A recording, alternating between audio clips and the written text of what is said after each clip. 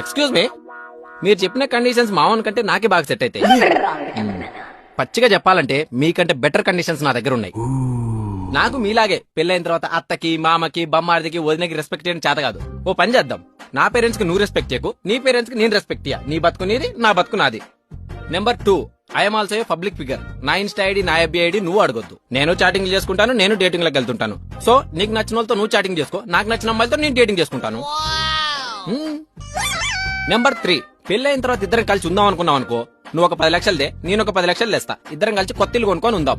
పోనీ రెంట్ కుందాం అనుకున్నావు అనుకో, నువ్వు ఒక 5,000దే, నేను ఒక 5,000 తెస్తా. రెంట్ షేర్ చేసుకొని ఉందాం. ఇంకా గర్ల్ ఫ్రెండ్స్, బాయ్ ఫ్రెండ్స్ అంటావా? నాకు గర్ల్ ఫ్రెండ్స్ ఉన్నారు. నువ్వు నీ బాయ్ ఫ్రెండ్స్ తో తిరుగు, నేను నా గర్ల్ ఫ్రెండ్స్ తో తిరుగుతా. పేరెంట్స్ ముందు మాత్రం పెళ్ల మొగుల్లా ఉందాం.